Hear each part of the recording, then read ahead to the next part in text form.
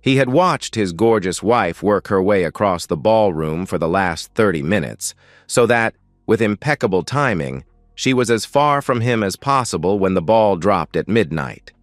Surrounded by her rich, self-important peers, she would be passed around like a platter of hors d'oeuvre, kissed on and felt up by all the executives where he worked, with special affection from his born-rich, imbecilic boss. He knew this because his company's New Year's Eve party had played out just like this for the past 2 years.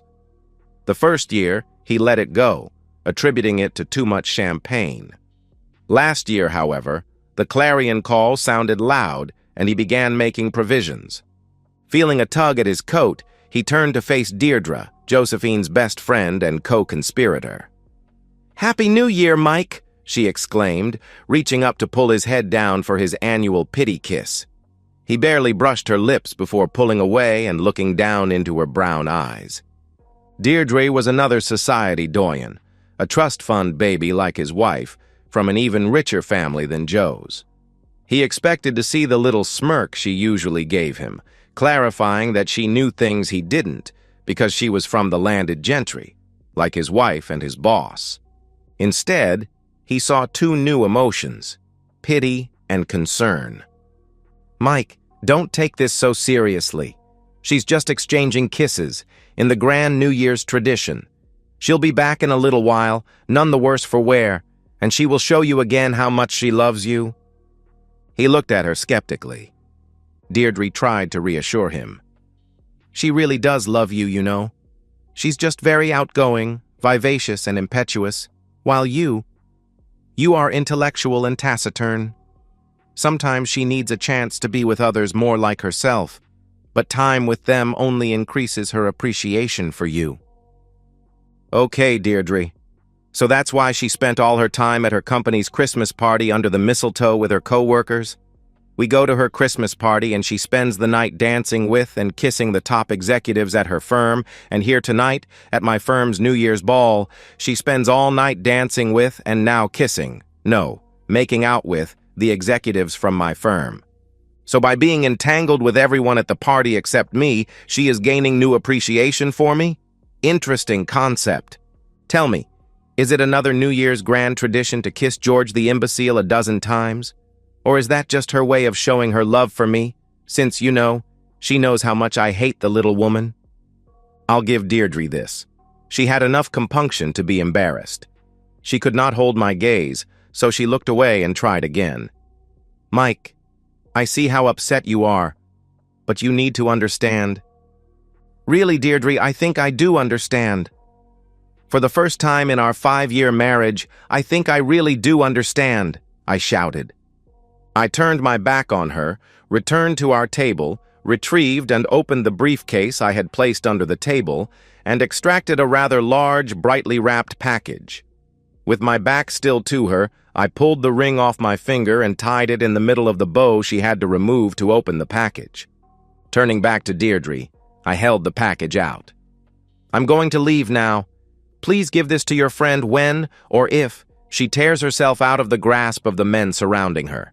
Tell her I said Happy New Year, and I hope she gets everything she deserves in 2025. I turned to go, but Deirdre pulled at my arm. "Don't leave, Mike. I'll go get her. She's just had a little too much champagne again. You need to take her home." "No, Deirdre, I don't. She has a room here at the hotel. She's been here all day, entertaining men while I worked. Of course you know all that, because you've been here with her. She has her own car, her clothes, everything she needs. I'm certain that at least one of the gentlemen she's busy kissing will be more than happy to keep her happy. Or maybe they all will. Don't give me that look. You told me all the same lies last year. I gave her this year to decide. She has, and so have I. Goodbye, Deirdre. I can't say it won't be a relief to never see you again." As I made my way out of the ballroom, I nodded at Helen, the HR director with whom I spent the early part of the afternoon, while my boss and his cronies helped set things up at the hotel. In reality, he was in the palatial suite he had reserved with the company credit card, having intimacy with my wife.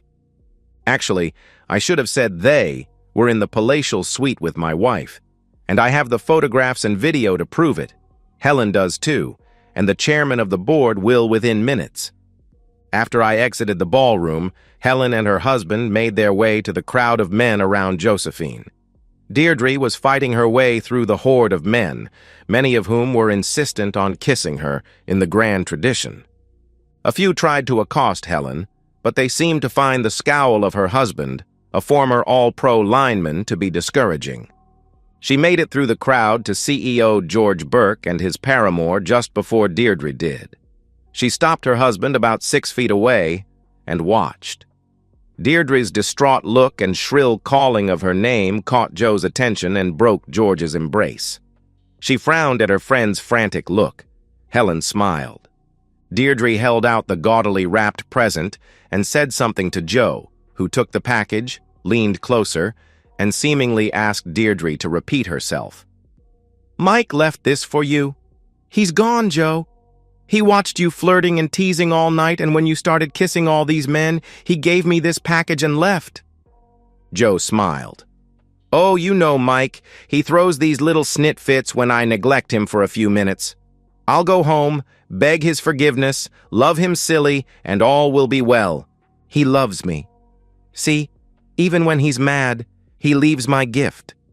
Let's see what it is." "Joe, I don't think it's a gift," Deirdre began, but Joe was busily untying the ribbon to open the package. When the ring hit the ground, he paused, frowned, and said, "What is that?" George bent over, picked it up, held it out to her, and smirked. "Isn't this your husband's wedding ring?" She stopped tearing at the paper, looked puzzled, and took the ring.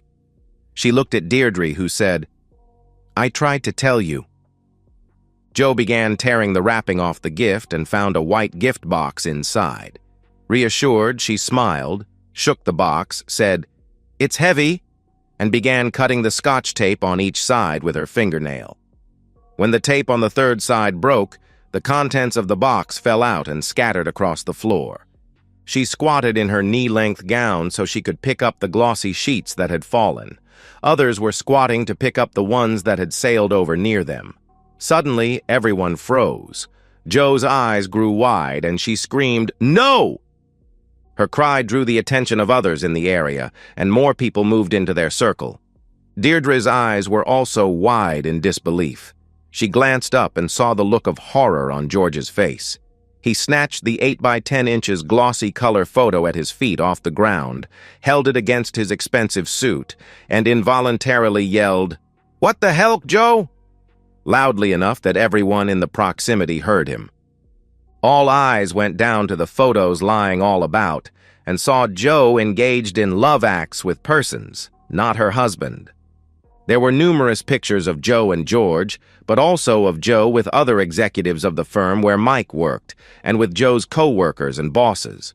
There weren't enough to cover the positions of the Kama Sutra, but Mike had done a good job of selecting photos that proved Josephine enjoyed various love stuff. Faced with a photo array of her adventures, Joe fainted. She pitched over backwards, and only hitting George's shoe kept her head from striking the tile floor and sustaining a likely concussion. Deirdre knelt beside her, held the back of her head with her hand, lightly slapped her face, and frantically cried, "Joe! Joe! Are you all right, Joe? Talk to me, Joe. Are you all right?" While the two women were on the floor, others began picking up the photos and looking at them. One woman then turned and slapped her husband as hard as she could while he was looking down at a photo he was holding. "You serial cheater! No wonder you can't keep me satisfied!" He looked at her in stunned silence until she swung her purse and caught him in the right eye. He clutched his eye, screamed in pain, and then crumpled to the floor when she kicked him in the balls with her closed-toe pump. The woman knelt down and began systematically going through the photos on the ground. She paused, looked up, and declared, "You women who are married to the management of Taylor & Son might want to grab some of these photos and check them out. I see pictures of several other husbands I know with those two cheating women. If you want to save on your divorce attorney, call me and I'll see if I can get us a group rate." 9 other women knelt and began examining photos, and men began backing away. "There are USB drives too," one announced loudly as she held one up. "No telling what is on these." "You rotten jerk," yelled a pretty blonde at a well-dressed older man. "Remember our prenup? I'll bankrupt your sorry back." "Baby, I'm sorry. It didn't mean anything. She just kept hitting on me and finally I gave in, but it was only once, and she wasn't nearly as good as you anyway, and—" he pleaded. "Liar!" the blonde screamed, holding up 2 more photos showing evidence. The blonde popped up off the floor and advanced on him with murder in her eyes, waving the photos and cussing a blue streak. He retreated backwards, then turned and ran when she got close. Another woman was sobbing, clutching her breast with one hand and waving a photo in the other. Her husband had his hand over his eyes, and he too was sobbing. A man retrieved a photo, held it in front of the gorgeous woman facing him, and loudly said, "You're bi?" "What the hell? You shameless cheater. You told me I'd never get my 3-way because you'd never be with a woman." She flushed, turned, and ran away, tottering precipitously in her 4-inch heels. Another woman had picked 6 photos out of the pile and was calling names as she walked toward the middle of the ballroom. A puzzled woman stopped her, received a photo, stared at it, and turned back to her husband with murder on her face. He began retreating, and she began trotting toward him, waving the photo. That scene would repeat itself 5 more times, and each time those around the aggrieved got an earful and an eyeful. Joe is awake now, staring at the scene around her with glazed eyes. A man in an expensive tuxedo knelt beside her. He asked, "Are you all right?" She looked at him curiously and nodded. He asked, "Who are you? Can I help?" "I'm Josephine Lord," she replied morosely, "but I don't think anyone can help me now." "You're Josephine Reynolds Lord?" he asked incredulously. She nodded and asked, "I am. Who are you?" The man handed her a packet of papers he was carrying, took her picture with his phone, and loudly proclaimed, "I'm a process server. You've been served, Josephine Reynolds Lord. These papers detail and the enclosed photographs and videos prove the adultery alleged in Michael Morris Lord's petition for divorce." He turned to the larger group. "Ladies and gentlemen, if you didn't get to look through the photos, simply acquire a copy of the divorce documents, which are public records available online. The names of every human being with whom Joe the Hoe had intimacy over the course of the past year are listed, as well as where and when. For a nominal fee, I can provide a link to the Joe the Hoe website that fully chronicles her exploits since January 1st of last year. If you would like to review them to determine whether your husband or wife was involved in physical liaisons with Joe, you can contact me online at my website and, for that nominal fee, a link to her website will be provided. For an additional nominal fee, I can provide digital copies of the activities of a participant. You will find such evidence to be very helpful in court. I look forward to hearing from you." He bowed deeply and strode away, leaving tears, fears, and panic in his wake. He would catch hell for this stunt, but he was paid very, very well to do it. Besides, this was New York, and his office was in New Jersey, where his family held a lot of sway. Joe was still holding the divorce papers in her lap as she reclined in the arms of her friend, her mouth hanging open in disbelief. She looked at the faces gathered around her and saw hatred, pity, anger, and trepidation. The inescapable admiration, lust, and envy she had known her entire privileged life was entirely absent, and the enormity of her loss and disgrace finally sunk in. She crumpled back onto Deirdre and buried her face in her friend's bosom, sobbing inconsolably. George Taylor ordered his minions to pick up those damn pictures and burn them. Looking directly at Helen, he ordered, "I want a letter of reprimand for Mike Lord on my desk Monday, and his termination papers under it." With a neutral expression, Helen stated, "I'm sorry, Mr. Taylor, but Mr. Lord resigned this afternoon. He gave his 2 weeks' notice, using the leave you signed off on last week. took all his supplies and materials, and vacated the building. "I will not accept his resignation. I will fire him after the reprimand. He'll never work in this business again," he shouted. "Again, I'm sorry, Mr. Taylor, but he met with the chairman of the board before he left, and your father accepted his resignation. Mr. Lord already has another job, with one of the firms with which he was consulting. With your written permission, sir." Taylor's face was so red those listening and watching feared he would have a stroke while he muttered loud curses at his father and Mike Lord. Helen and her husband watched his consternation with glee, squeezing each other's hands in delight, while maintaining neutral expressions, of course. Mike Lord was cruising out of NYC in the new four-wheel drive Chevrolet High Country Suburban. He had special ordered the SUV in the fall, as soon as the new models came out, and had it delivered to him earlier in the afternoon. OnStar said it would take 24 hours and 32 minutes of driving time to reach his new home in Austin, Texas, via the route he had chosen. He knew it would actually take the better part of a week because the country boy from Idaho was going to soak up the culture of the rural states he would traverse. After he reached Virginia, he intended to abandon the interstates, travel the country roads John Denver sang of, and visit the small towns in Carolina that Mary Chapin Carpenter sang about. He would sample homegrown jellies and jams sold in roadside stands and small local businesses and eat where the locals ate, far from the interstates and the hurried, harried people and lifestyle he had grown to hate. Their checking and savings accounts had been divided, but only after he bought his SUV. Since she outspent him 10-1 every month of their marriage, an $88,000 vehicle did little to even the score, but he took delight in using some of her money to buy it. Under the terms he offered, he would keep his investments and retirement funds, and she would keep her own. He was leaving her the penthouse apartment and would not go after her trust fund if she accepted his generous terms and signed the divorce papers within 10 days. The radio was on Sirius XM's best traditional country station, the Roadhouse. Joe loathed country music as much as she hated the oldies. Therefore, his next station would be classic vinyl. He was his own man now, not the clueless wimp husband she had made him for at least 2 years. He had taken control of his life when the ball fell on New Year's Eve last year and spent the entire year getting his stuff together. Taylor and Son would possibly survive his departure, but he strongly doubted it. Laboring under George's inept leadership and deprived of the numerous design improvements and patents Mike had brought to the company over the past 5 years, he expected it to crash within a year or two. He smiled at the thought, knowing that his work had been responsible for more than half the new sales and profits in the previous year, and that he had better designs and design improvements ready to launch as soon as his new company could gear up.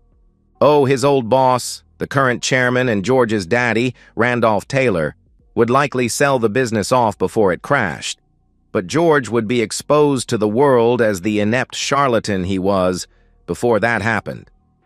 Contemplation of that occurrence made him smile. Tonight, he had exposed George and his own cheating wife as immoral and unscrupulous derelicts of society. Over the next year, he would expose George's ineptitude as a businessman when his new company squashed his old like the bug that just got smashed on his windshield. Contemplation of which made him smile.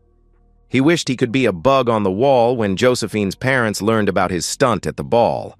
Helen had already called to tell him how wonderfully it had turned out.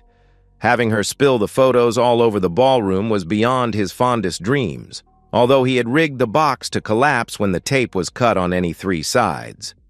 Her parents looked down on him from the start and were dismayed when their precious, perfect daughter chose to marry him. After all, he didn't even have an Ivy League education. That an engineering degree from the Colorado School of Mines and a master's from the University of Michigan made him highly desirable in his field meant nothing. Better a liberal arts degree from Brown than such a common pedigree. He smiled in contemplation of the destruction he had wrought and of that he would produce in the future. Deirdre and her husband Albert took Josephine home. As soon as they walked in and she looked around, Joe started sobbing again. She had been rehearsing her presentation to Mike on the way home. She would explain that her affairs meant nothing to her, nor did they damage their marriage. They were simply recreation or efforts to influence decisions that affected her and Mike to make their lives better. The recreational intimacy only helped them too, she would explain. It got her libido back under control when it was running wild, and she learned things she used to please her husband, to spice up their love life. It sounded ridiculous even to herself, and she knew Mike would buy none of it. Truth be told, he was a true stick in the mud when it came to his marriage vows. Even teasing about swapping or spicing up their marriage by role-playing with others angered him. Why, then, would she think he would buy this crock of crap she was planning to sell him? She knew in her heart that her marriage was toast, but walking into their apartment and finding all his things gone certainly brought the turkeys home to roost. She sunk to the floor, weeping bitter tears and cursing her own arrogance. She had no ready explanation for her actions because she never believed she would get caught, and if she did, her sweet, naive husband could be persuaded to forgive her. For 3 years she was successful, and then tonight he burned her house to the ground, and her reputation with it. The week passed quickly for Mike. He had cloned his new phone before removing the SIM card and tossing the old one in the snow of the city, so he could initiate contact, but no one could interrupt his journey through the Old South to his new home in Texas. The emails he had set up had been going out all week. Spouse after spouse had received a personalized email with an attachment, and marriage after marriage had gone up in flames. Contemplation of that result made Mike smile. The one to Deirdre's husband was sent yesterday. Contemplating Al's response made Mike smile broadly. Joe was responsible for her own actions, but Deirdre's recounting of the pleasure derived from her personal experiences as a cheating woman and encouragement of her friend to spread the joy by doing the same had actually been influential in Joe's decision. It was day 4, and back in NYC, Deirdre and Joe were sitting on the couch in their apartment. It was now their apartment because Al had thrown Deirdre out after he got his email and watched the video. It contained 5 segments of sexual activity and an enlightening conversation with Joe in which they chronicled their conquests and pleasures and listed their lovers by name while intermittently laughing about their clueless husbands. Albert had forwarded copies of that conversation to each of the wives of the men the women named if he knew them, and he knew most. The immolation spread, and Albert smiled as he contemplated the flames. George had fared no better. His father summarily fired him and disinherited him too. In fact, he fired all of the upper management that had been responsible for the black eye the firm got due to their actions and was acting as CEO, while his new vice president for talent acquisition development, Helen, recruited top executives from around the globe.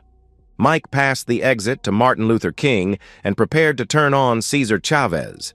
He could see Lady Bird Lake on his left as he drove past the Austin Convention Center, crossed Congress Avenue, and drove to the exclusive high-rise condo his new company was providing at 70 Rainey. The rent on the condo was paid for 6 months, giving him time to find the home with trees and lawn he so badly wanted. Once settled, he would buy a dog and begin looking for a new mate, one that would be trustworthy and who would love making a home for him and their kids. His new partners already had a barbecue planned at which they would introduce him as recently divorced, and promised there would be plenty of eligible women there. Meanwhile, back in NYC, the conflagration grew as outed spouses threw others under the bus, and wronged spouses shared what they knew about other wronged spouses. Helen kept Mike well informed. He contemplated the ever-growing flames of the great New York City fire he had lit and smiled. And so, we've reached the end of today's story. Was it what you expected, or did it take a twist you didn't see coming? I'm curious to hear your thoughts. Share them in the comments below, and let's get a conversation going. If this story kept you hooked, make sure to hit that like button. And if you're new here or just haven't subscribed yet, now's the perfect time to join our community. I bring you fresh, captivating stories every day, so click that subscribe button and turn on notifications so you never miss out. Thanks for watching, and I'll see you in the next one.